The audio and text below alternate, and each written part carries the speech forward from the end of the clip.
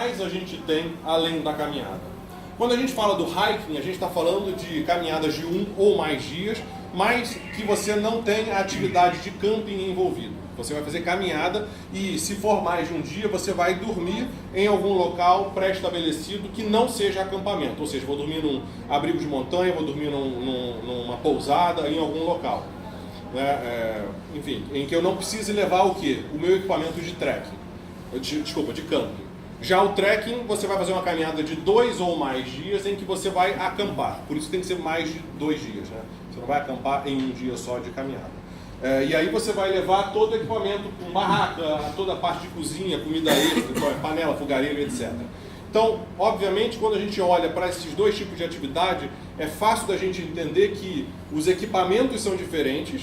Num você tem muito mais equipamento, que é no trekking, consequentemente as mochilas têm que ser diferentes, para, obviamente, aguentar mais, não só o peso, mas o volume que você está carregando a mais. Né? Então, hiking e trekking são caminhadas, um você tem equipamento de cozinha e camping de uma forma geral, o outro você não tem esse tipo de equipamento. E aí, isso aqui é atividade, e aqui para baixo a gente fala no tamanho das mochilas, a gente está falando de volume de mochilas. Aqui no Brasil a gente divide em mochilas de ataque, mochilas semi-cargueiras e mochilas cargueiras. As mochilas de ataque são até 35 litros, as semi-cargueiras de 35 a 55 litros e as cargueiras de 55 litros para frente. Então é a nossa classificação aqui de mochilas. E quando a gente fala de dias, a gente está falando uma classificação mais tradicional e simplista. Quando eu falo que uma mochila de ataque é para um dia de caminhada, vocês vão ver que não, que eu estou com uma mochila aqui de 32 litros para 5 dias de caminhada. Mas isso eu estou indo para um lado mais específico e fora do tradicional. Quando eu apresento isso aqui, a gente está falando da regra geral e mais tradicional. Tá? Então eu tenho uma mochila de 2 ou mais dias aqui, ou 3 ou mais dias. Isso de forma simplificada. E o que a gente tem aqui é que entre hiking e trekking eu tenho a semi-cargueira. Então eu tenho semi-cargueiras que são mochilas de hiking e semi-cargueiras que são mochilas de trekking. De novo, dependendo do tamanho. E mais uma vez, o que vai definir isso? Muito vai ser a estrutura da minha mochila de transferência de carga. Por quê? Quanto mais carga eu tenho, quanto mais peso eu levo, mais estruturada precisa ser a minha mochila para transferir o peso para a cintura, para que eu não carregue aquele peso todo nos ombros. Tá? Alguma dúvida até o momento? O hiking a gente vai subdividir em day hike e multi-day hike. O day hike, ou o hiking de um dia, ou a caminhada de um dia, é fácil de entender. Eu vou na Floresta da Tijuca e volto lá, vou fazer a caminhada e volto. Ou até vou fazer, de repente, até a travessia Petrópolis-Teresópolis num dia só, ótimo. Então vai ser um day hike, não importa a distância. O fato é que eu não vou dormir no meio do caminho. Já o multi-day hike, eu vou fazer caminhadas ao longo de alguns dias em que eu vou dormir no caminho. Como eu falei, eu não vou acampar, mas eu vou dormir.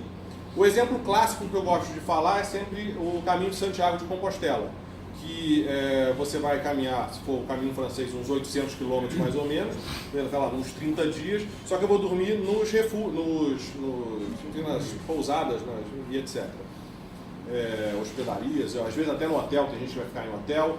E qual é a ideia? Eu vou tomar o café da manhã onde eu estou, de uma forma geral, ou numa padaria na esquina. Vou levar o meu lanche de trilha para comer ao longo do dia e de noite eu vou jantar no próximo ponto onde eu vou dormir. Então eu não estou levando comida extra, não vou levar fogareiro, não vou levar nada de acampamento. Eu vou levar o saco de dormir, mas o saco de dormir como roupa de cama, principalmente. Hoje em dia as pessoas estão levando, tem o liner, por exemplo, que é até mais leve, mais fininho, etc., já que é roupa de cama. Então você tem essas opções todas que podem ser utilizadas. Então, o tamanho da mochila vai variar também de acordo com isso, se é uma caminhada de um dia ou se são vários dias. E mesmo nessa subdivisão, você tem tamanhos diferentes de caminhada. Se eu for fazer uma caminhada na Floresta da Tijuca de um dia, é uma coisa. Se eu for fazer na neve, é outra coisa, que eu vou levar, de repente, eu vou precisar de um volume maior, porque eu vou levar um casaco maior, eu vou levar mais equipamento, porque eu vou estar numa situação diferente. Então, de novo, a gente está dando aqui uma visão geral, mas existem muitas nuances aí. Tá? E quando a gente fala de trekking, eu também tenho duas subdivisões, que a gente vai chamar de tour, ou touring, e a expedição, ou expedition. Ali vocês veem nitidamente que esse aqui é um guia de montanha, é o Máximo Caos, ele está ultra, mega, hiper carregado de equipamento. até porque ele é guia de montanha. Né? Então a mochila dele precisa ser muito mais estruturada do que a mochila desse casal aqui que está fazendo um trekking, mas um trekking muito mais tranquilo, por assim dizer. Tá? Então essas duas mochilas têm que ser diferentes. É claro que esse pessoal pode usar essa mochila aqui, mas esse cara necessariamente não vai poder usar essa mochila, de uma forma geral não vai poder usar essa mochila. Por quê? Porque ela não vai ter estrutura para suportar o peso que ele precisa carregar. Né? Então, nem ela pode ser que ela nem acabe arrebentando, não é isso o caso, mas a questão é que ela não vai transferir a carga da forma adequada e, eventualmente, dependendo da mochila, ela vai arrebentar mesmo. Né? Então, esses são pontos aí para a gente entender. Tá claro até aí? Fazer uma pergunta. Acho que a Osprey faz, ela coloca lá a quantidade de peso que suporta. Eu vou falar. A Deuter não coloca. Coloca? Tem aí eu vou mostrar já é a capacidade de carga da mochila. Para você poder comparar banana com banana e não banana com feijoada. Que é o que hoje a gente tem muita comparação desse tipo. Ou seja, coisas que não tem nada a ver. Hoje as pessoas falam que a Deuter é pesada.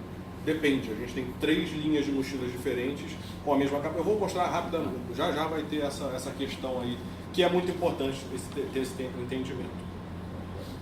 Bom, da mesma forma que a gente falou dos diferentes tipos de hiking e trekking, né, que a gente subdividiu em 4 na verdade, né, o day hike, o multi-day hike, o tour e a expedition, a gente... eu botei modo avião, só que eu estou conectado na rede aqui. Por isso está entrando o WhatsApp aqui. O Wi-Fi está ligado.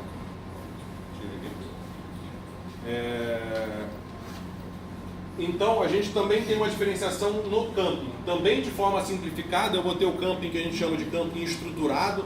Às vezes a gente fala camping familiar.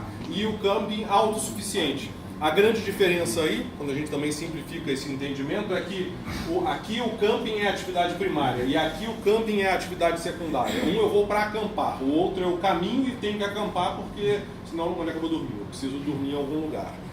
De um modo geral, aqui os equipamentos vão no carro e aqui vai na mochila. E aqui a gente tem desde do extremo inicial, vamos dizer, que são as barracas tipo iglú ou domo, até aquelas bangalôs gigantes para 12 pessoas, etc. Ali a gente não tem problema nenhum de peso e volume. O peso e volume vai ser assim, limitado pelo carro.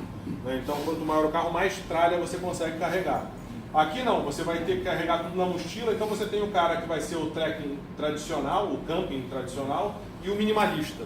Hoje a gente vai falar muito mais do lado minimalista, porque é o cara que quer ir mais leve. Tá? Bom, por enquanto tudo ok. E aí vamos entrar de fato no trekking light. Tá? Depois me arranja um pouquinho d'água, por favor.